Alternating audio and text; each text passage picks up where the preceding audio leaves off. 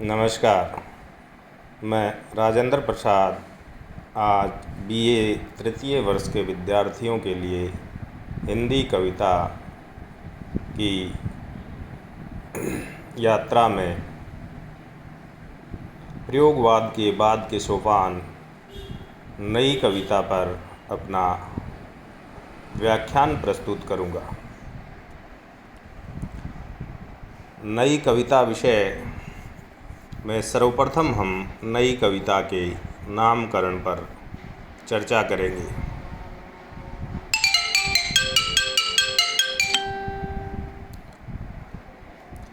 सन 1943 में अज्ञेय के नेतृत्व में हिंदी कविता के क्षेत्र में नए आंदोलन का प्रवर्तन हुआ, जिसे प्रयोगवाद, प्रपद्यवाद, नई कविता नाम दिया गया।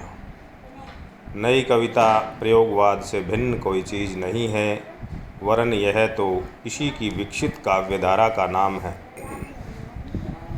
छायावाद, प्रगतिवाद और प्रयोगवाद जैसे नामों में वाद की गंध थी।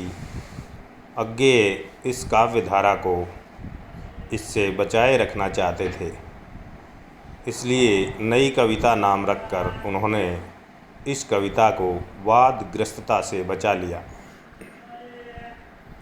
नई कविता नाम इस बात का परिचय देता है कि पुरानी कविता में जो विषयगत और शैलीगत रूढ़िग्रस्तता आ गई थी, वह इस काव्यधारा ने दूर की। कवि का सौंदर्य बोध बदला, या यूँ कहें कि उनमें आधुनिक भावबोध आया। प्रयोगवाद प्रयोगों की आरंभिक अवस्था है, तो नई कविता इसके बाद की विकसित स्थिति।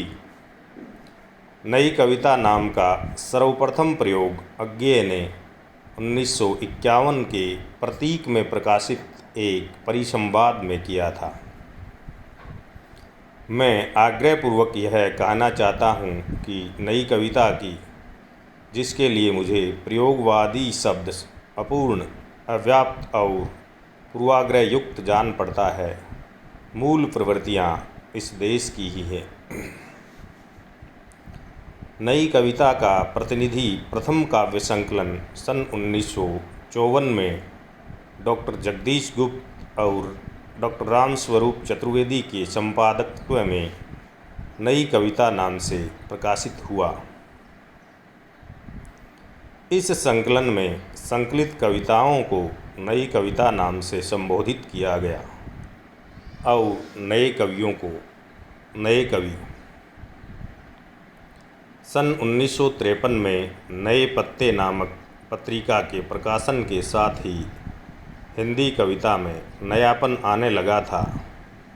इस दृष्टि से नई कविता की सार्थकता सिद्ध होती है, क्योंकि इस युग की कविता में प्रतीकों और बिंबों के नवीन क्षेत्रों का उद्घाटन किया गया।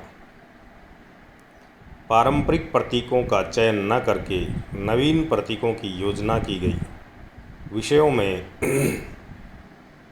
यथार्थ के प्रति आग्रह और व्यावहारिक दर्शन में क्षणबोध और लघु मानव की प्रतिष्ठा भी नई कविता की अन्यतम उपलब्धि है। प्रयोगवाद के सूत्रधार कवि ही नई कविता के भी शीर्षस्थ कवि हैं। अतः प्रयोगवाद नई कविता की ही प्रयोगशील पूर्व पीठिका है। प्रयोगशीलता के सायास आग्रह के न्यून हो जाने पर प्रयोगवादी काव्य ही नई कविता के नाम से जाना माना जाने लगा। वाद की ध्वनि से रहित होने के कारण नई कविता नाम अधिक सहजता से लोकग्राह्य या सर्वमान्य हुआ। नई कविता प्रयोगवाद की प्रतिक्रिया में नहीं, बल्कि उसे पूर्णतः आत्मसात करके ही विकसित हुई एक ही काव्य चेतना के विकास उसके अवस्था है। नई कविता नाम को लेकर कतिपय आलोचकों ने आपत्ति की। कुछ लोगों ने नई कविता को प्रयोगवाद का छद्म रूप स्वीकार किया, तो कुछ एक ऐसे भी थे जिन्होंने प्रयोगवाद और नई कविता को मिला दिया। डॉक्टर नामवर सिंह ने नई कविता नाम में अति व्याप्ति का दोष माना है, तो डॉक्टर भागीरथ मिश्र ने इस नाम का अनौचित्य बताते हुए लिखा कि 20-25 वर्ष के बाद यह प्रवृत्ति पुरानी पड़ेगी, तब यह नाम कितना भ्रामक होगा यह समझा जा सकता है। डॉक्टर जगदीश गुप्त ने भी नई कविता को प्रयोगवाद का विकसित रूप कहा और इस नाम को उचित ठहराया। डॉक्टर शिव कुमार मिश्र ने इसी नाम की वकालत की है। नई कविता के नामकरण के संबंध में विद्वानों में जो मतभेद दिखाई देता है वह सामान्यतः प्रयोगवाद और नई कविता के बीच का झगड़ा है। नामकरण के संबंध में यह ध्यातव्य है कि संबंधित कविता के वैशिष्ट्य का सूचक कोई नाम भी महत्व का अधिकारी हो सकता है। नई कविता नाम भी ऐसा ही है।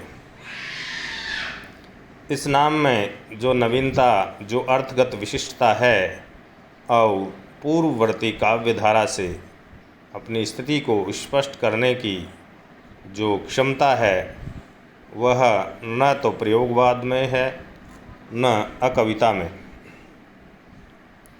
फिर शेष नामों में तो उसके होने का प्रश्न ही कहाँ उठता है। नई कविता ऐसा सार्थक नाम है जो इस काव्य धारा की नवीन चेतना, वैचारिक स्वतंत्रता और शैल्पिक अनिवार्यता को समग्रतः स्पष्ट करना चाहता है। जहाँ तक नई कविता और प्रयोगवाद के संबंध का प्रश्न है, इन दोनों नामों में एक संबंध है और एक पार्थक्य भी है।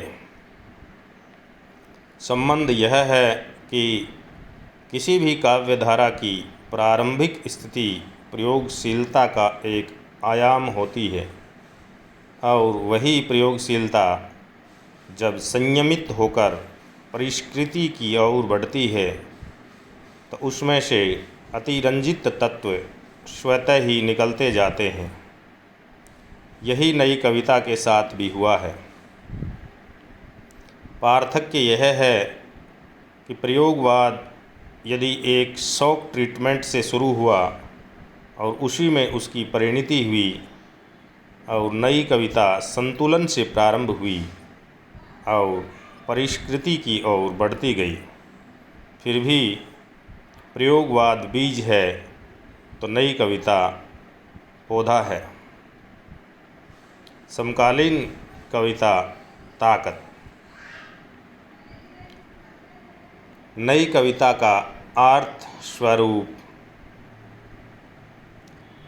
नई कविता जैसा कि नाम से ही संकेतित है, नए युग की कविता है। नवीन चेतना और भावबोध की कविता है। नवीन शिल्प की कविता नई कविता के संबंध में अनेक समीक्षकों ने अपने ढंग से परिभाषाएं दी हैं।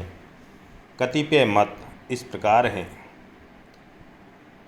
मुक्तिबोध नई कविता के संबंध में लिखते हैं कि नई कविता वैविध्यमय जीवन के प्रति आत्मलोचन व्यक्ति की प्रतिक्रिया है।